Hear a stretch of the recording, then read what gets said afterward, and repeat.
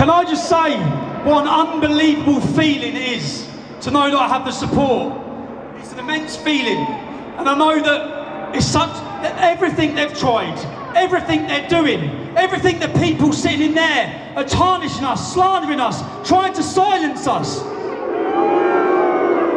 I know by the reaction I get when I travel the country that the people are not listening to them, that the people are supporting us. The people of this country have been silenced for 20 to 30 years with the tag of racist. They have managed to silence people so they're too scared to speak up when they see things that are wrong. They're too scared to tell the truth and identify problems with an ideology and a religion in our country because they're worried about being called racist. They now realise that that tag is dead. No one cares anymore when we're being labelled as a racist.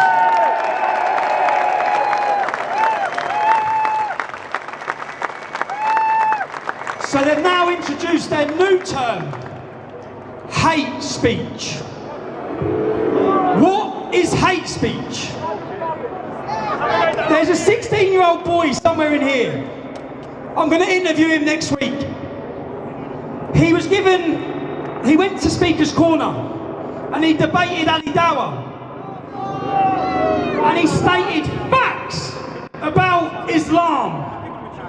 He was visited last week by counter-terrorism officials as part of the Prevent strategy. His mother was in pieces, crying, scared, worried. The justification the police gave for coming and visiting him, they asked him questions. Would you kill for your ideology? He has said nothing extreme, nothing wrong and nothing non-factual. But the police are visiting him. There's another man up in Burnley, up north as well, who this has happened to.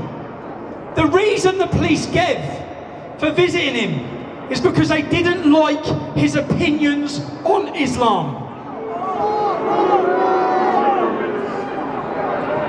This is currently what our country's facing.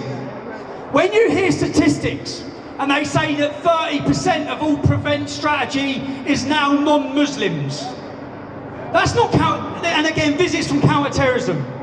But telling the truth, for identifying facts. I had a 14-year-old boy in the north of England who had a mental breakdown because of the visits from Prevent, because he said that Islam was a fascist, violent ideology. These scare tactics, and I'll tell you what, it works. I'm in a group message with this young lad, and there's loads of young lads who are representatives of different football clubs in the country, who are youth, who are 16 to 18 years old. So one boy tells the truth about Islam at Speaker's Corner, and then everyone else sees that counter-terrorism have visited him. That has a knock-on effect. People become scared.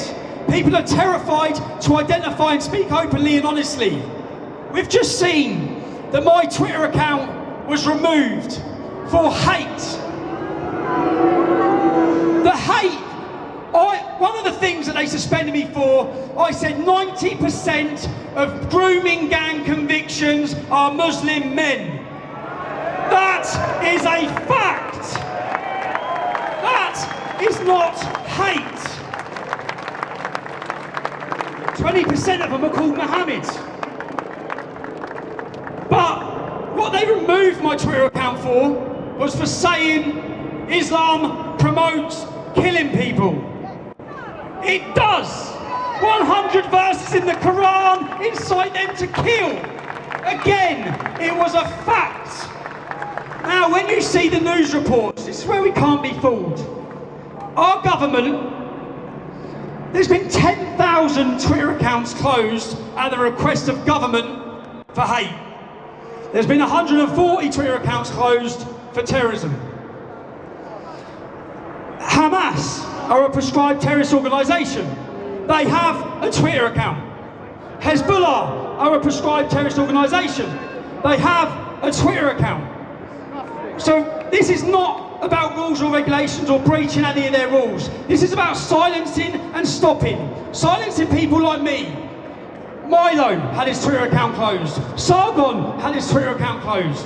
Where we're heading in a few years' time, Facebook, YouTube will all remove our views.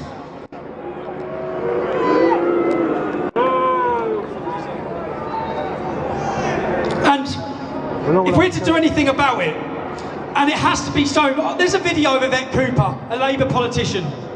She's sitting down with the CEOs of YouTube talking about why my videos are being promoted. This is government interference with private companies to remove certain people's views, which is fascism. Now, Twitter are a private company, so they can remove you if they want. What I want to do is I'm going to take Twitter to court.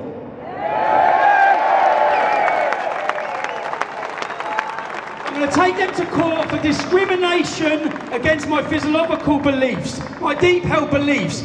And I won't get my Twitter account back, but what we'll be able to prove, which needs proving, we need to prove what hate is. We need to prove that facts are now seen as hate. The government are pushing this agenda with private companies.